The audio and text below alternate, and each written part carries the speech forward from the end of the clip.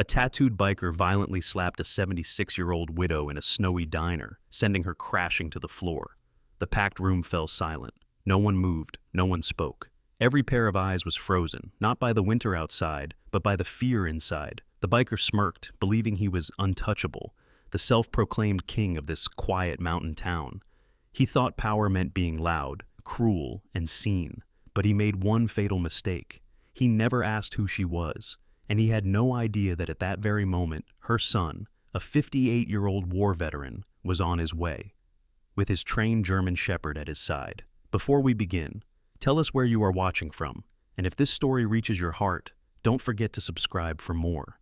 The wind brushed through Jackson Hole, Wyoming, carrying the bone-chilling breath of an early December afternoon. Inside Snowberry Diner, warmth seemed to gather in the golden light reflected on polished wood and steaming mugs. Yet something in the air felt heavier than winter. Margaret Hale, 76, sat by the frosted window, her frail hands gently cradling a cup of chamomile tea.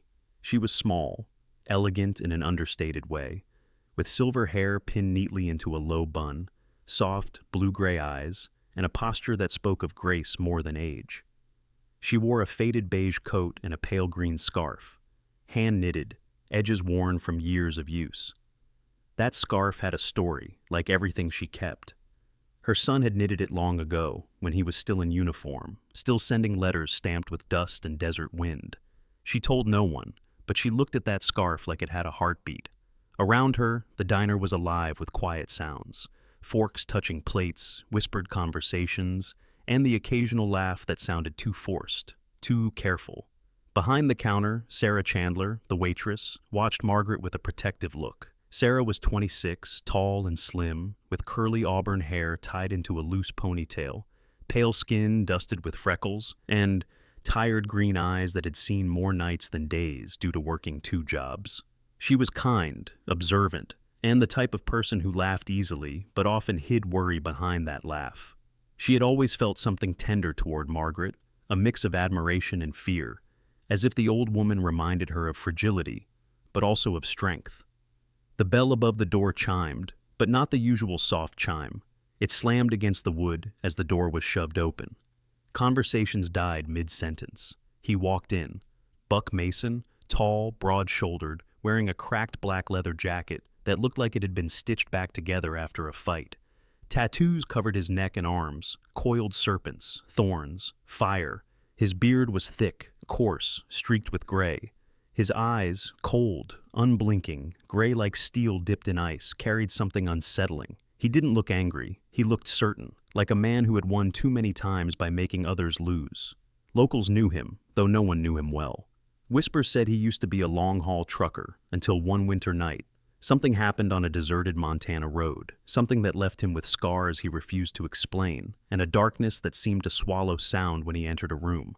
After that, he rode his motorcycle like it was the only thing that didn't abandon him. He didn't sit. He scanned the diner, not with curiosity, more like evaluation. Then he saw Margaret. Sarah stiffened behind the counter, hesitation frozen in her eyes.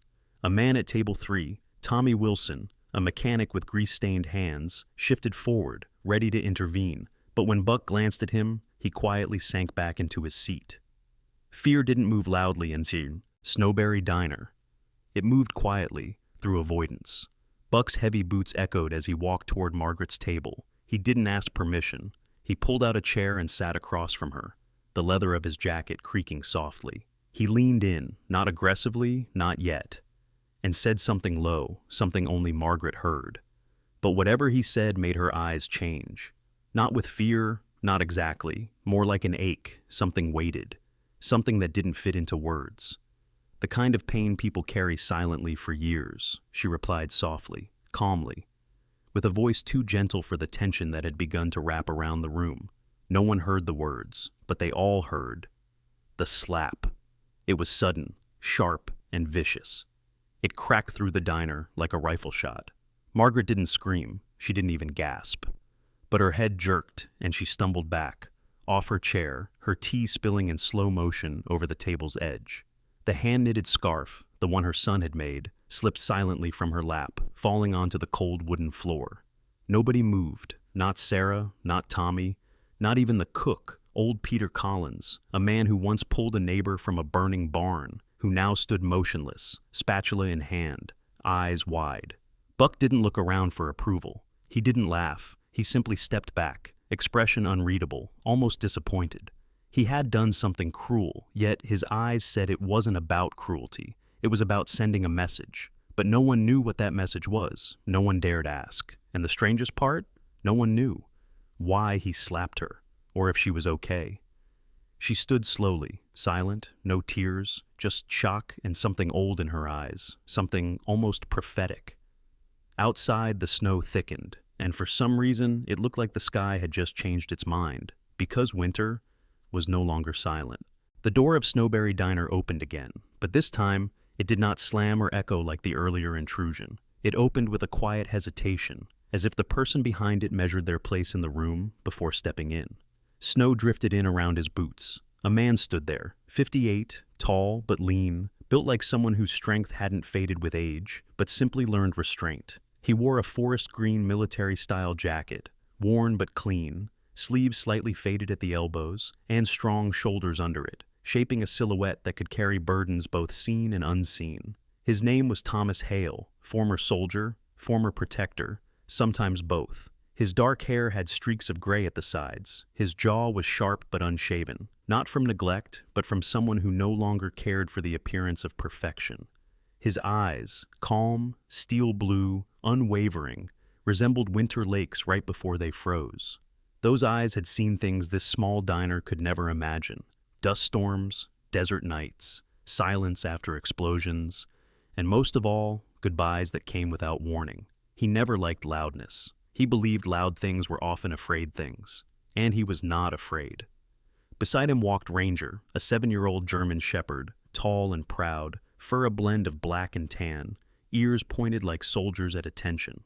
Ranger had the kind of stance that demanded space without aggression, a quiet authority in the tilt of his head, and, in those deep amber eyes, eyes that had once scanned bunker doorways and desert perimeters, and now scanned the diner floor, searching for danger not in bullets, but in human intentions. He was not a pet. He was a sentinel. He was a promise kept.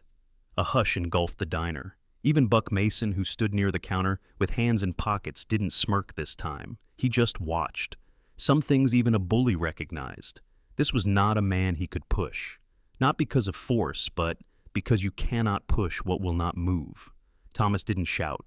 He didn't charge. He simply walked. Slow, controlled, each step placed precisely like he had always done, in mud, in desert sand, and now on a diner's polished wooden floor. He didn't look at Buck. He looked at the floor where the knitted scarf lay, soft, pale green, frayed slightly on the edge from years of use. He bent down, lifted it gently, as if it were glass, and held it with 2 hands, like it had weight. Not physical weight, memory weight.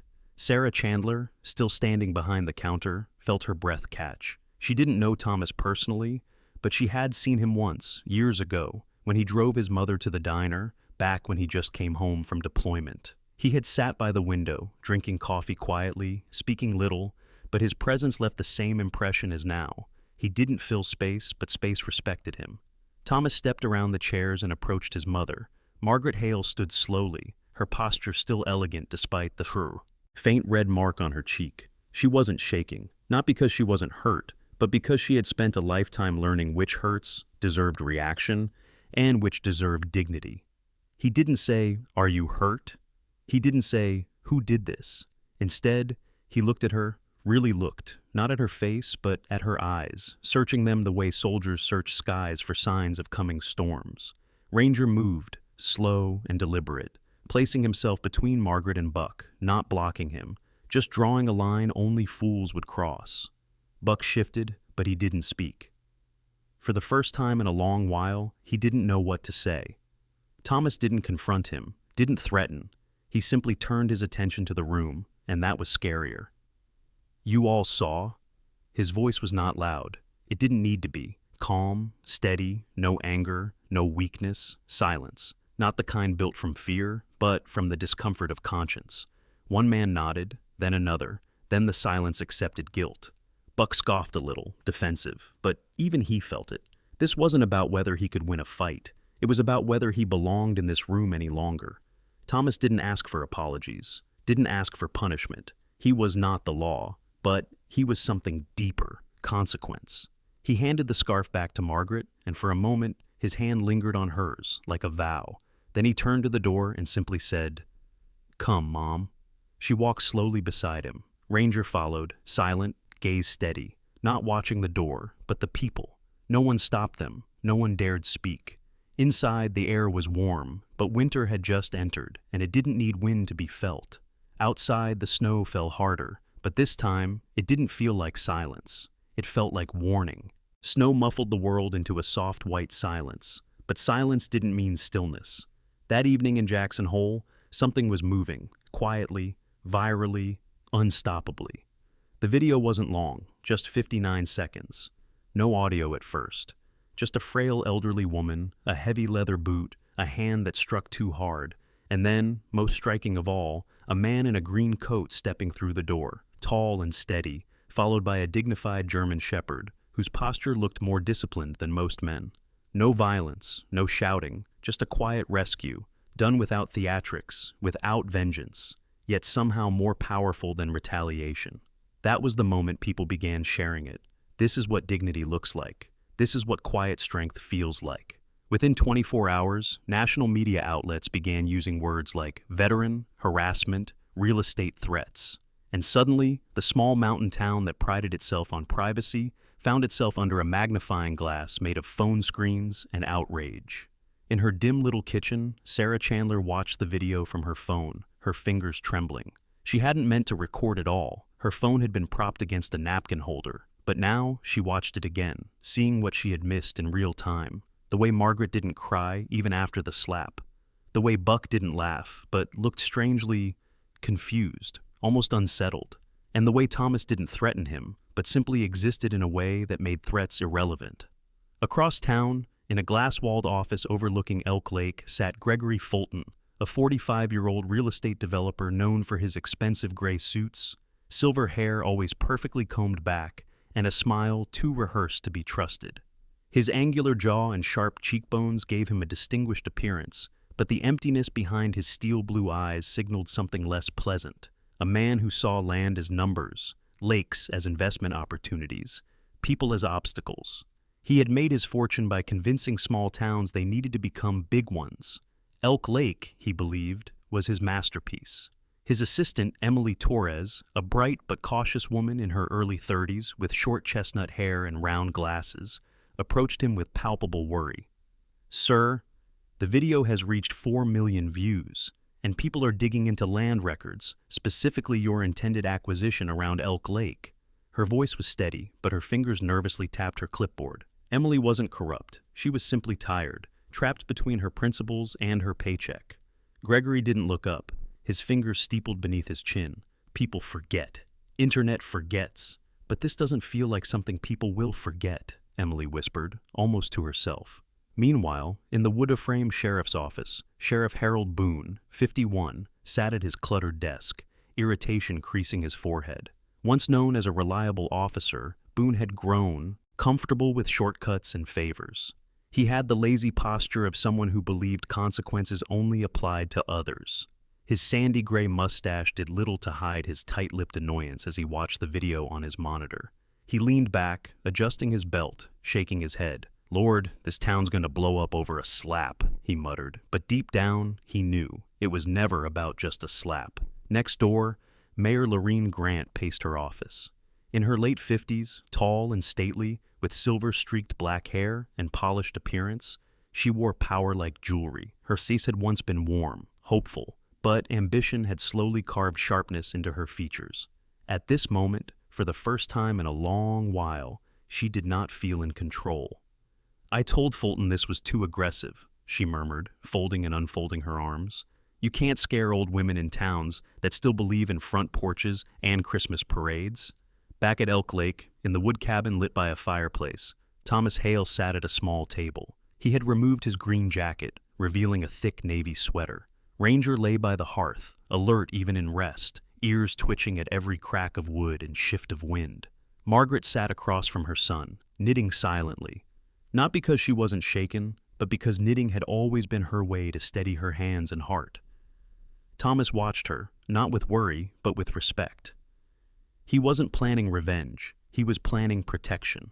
He took a notebook and wrote, not names, not accusations, but dates, events, details. He understood something most people didn't. Truth is stronger when it's organized. He didn't need to fight Buck Mason. He needed to expose who Buck was working for, not with fists, but with facts.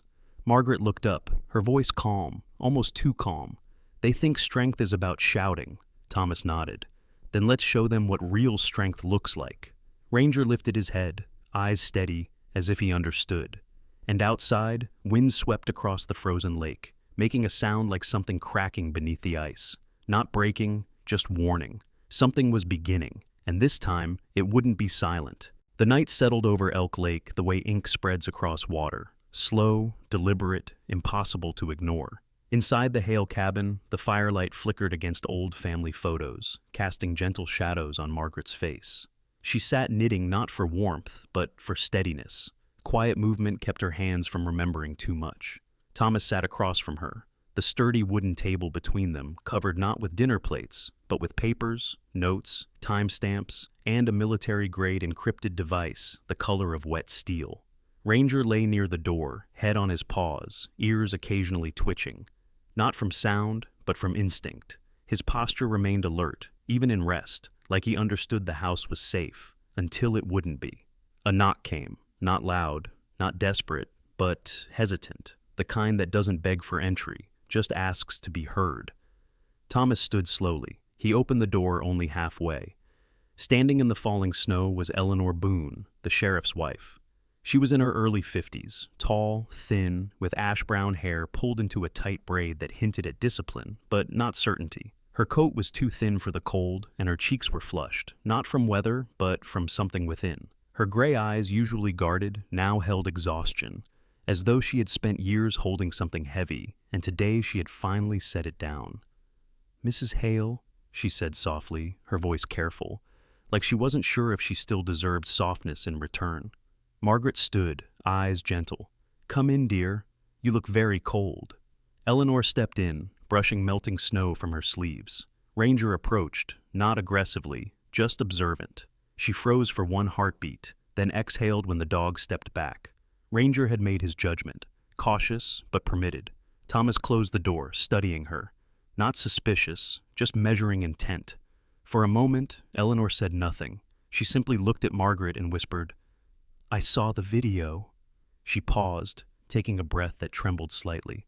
"I've seen worse in this town, but that moment," her voice cracked, "that moment when he helped you up, he didn't look angry. He looked like a son first and a soldier second, and something in me shifted." She reached into her coat. Her hands were steady now. She pulled out a small black USB drive and placed it on the table, almost reverently, like it was something alive. "I've been silent for too long," she said. "But silence is how people like Fulton win. Not because they're powerful, but because people like me are quiet." Thomas leaned forward, eyes narrowing, not with threat, but focus. Eleanor continued, voice stronger now. "I was there. Not in the room, but in the house when deals were made. My husband, Harold, he didn't start out corrupt. He used to care, believe it or not. But somewhere along the way, fear became compromise, and compromise became habit. Eventually, he convinced himself that protecting his position was the same as protecting this town. She drew a slow, shaky breath.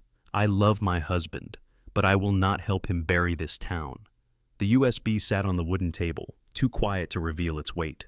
Bank transfers, bribery lists, a recorded conversation between Mayor Lorene Grant and Gregory Fulton regarding uncooperative landowners. Even a spreadsheet mapping out a timeline, how, when, and which families would be targeted next. Thomas didn't thank her. He understood what this cost her. Trust would come later, after truth did. Margaret stepped forward, her voice soft but firm.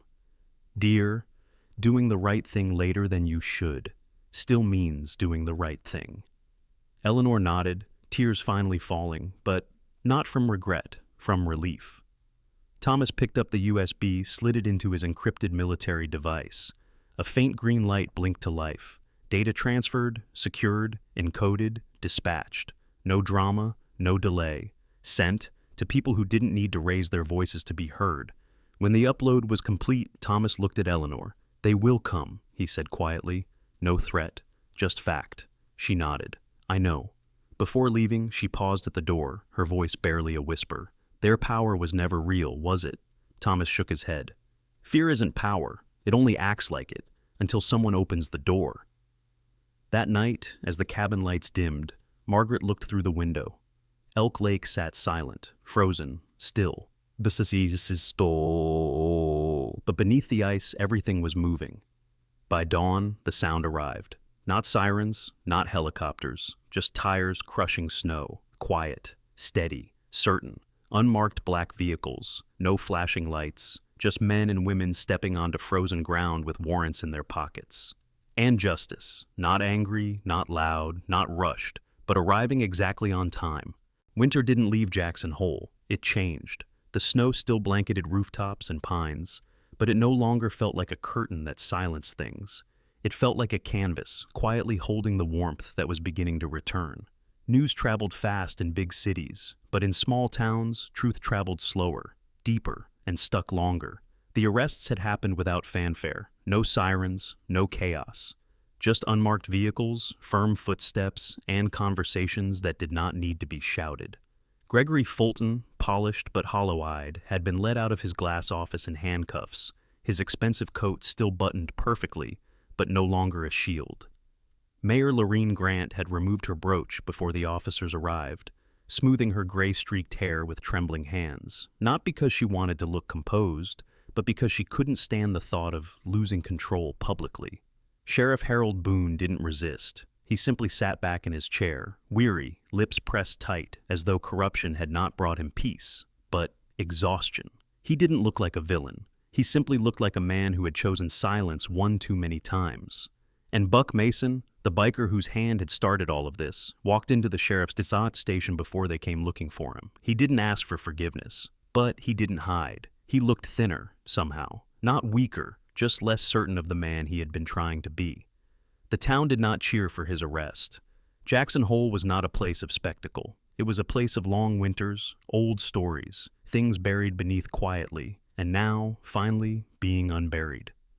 The land around Elk Lake, once marked with survey stakes, red ribbons, and whispered predictions of future resorts, stood untouched again, held not by corporate plans, but by the people, not owned, belonged. The town council, now under supervision, formed a citizens' oversight committee, and sitting at the head of their first meeting was Margaret Hale. She wore her pale green knitted scarf, the edges still frayed, her back straight, her voice gentle but unwavering. At 76, she wasn't there to build, or fight, or reform. She was there to remind that some things must be protected without being possessed. Thomas Hale did not return to any military force, though the department had asked if he might consider consulting. He didn't want to go anywhere. He lived quietly by Elk Lake with Margaret, sometimes visiting Sarah at the diner, sometimes speaking to local high school students about integrity, not war, not conflict, just integrity. Some described him as a guardian, but he never called himself anything. He believed labels were just decorations, easily lost. Character, however, remained. Ranger became a local presence. Children at the park would approach him shyly, and he would calmly assess, then gently sit, allowing small hands to touch his thick tan and black fur.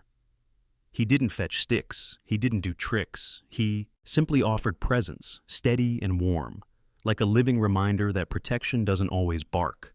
Sometimes it quietly stands and watches. As snow softened and light began to linger longer in the sky, Jackson Hole slowly shifted, not into something newer, but something truer. People spoke more, not louder. At the diner, laughter began to return.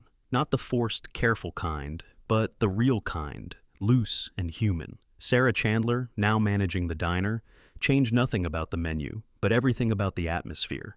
She added a corkboard near the door, where people began pinning small sketches, photos, even poems about the lake, the dog, the scarf, the winter that didn't stay silent.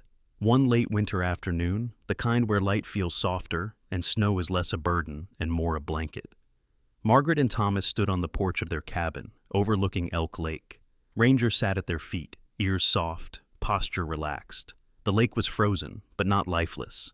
It reflected a sky of pale gold and blue-gray. Not cold, but calm.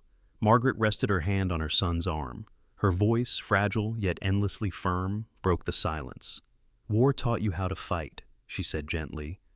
"But peace teaches you when to stand still and protect without striking." Thomas looked at the lake, then at her, and said nothing. But his silence was not empty. It was full, rich, understood. Ranger looked up at them, as though he too understood. Elk Lake didn't shimmer. It didn't dazzle. It simply held the light, softly. And in that moment, Jackson Hole was still winter. But winter was no longer cold.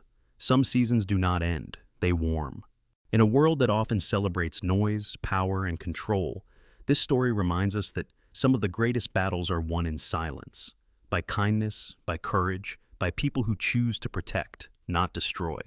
Sometimes God does not send thunder, or lightning, or armies. Sometimes he sends a son kneeling to lift his mother from the ground. Sometimes he sends a loyal dog that stands guard without making a sound. Sometimes he sends you. Miracles aren't always loud. They don't always split the sea. Many times they simply show up in human form, in patience, in integrity, in a hand that reaches out before a heart breaks. And perhaps that is how God works in the quiet corners of our lives, through people who dare to stand up when everyone else stays seated, not to fight, but to defend. If this story touched your heart, if it made you believe just a little more in goodness, redemption, and quiet protection, then don't let it end here. Share this story with someone who may need hope. Leave a comment telling us what you believe is your own quiet miracle. Subscribe to our channel to keep these stories of faith, courage, and compassion alive. We pray that God blesses every viewer who watched this story. We pray that he gives you the strength to stand for what is right, the peace to forgive when it is time, and the courage to be someone's silent miracle. If you believe that light always finds a way to break through the snow, write amen in the comments.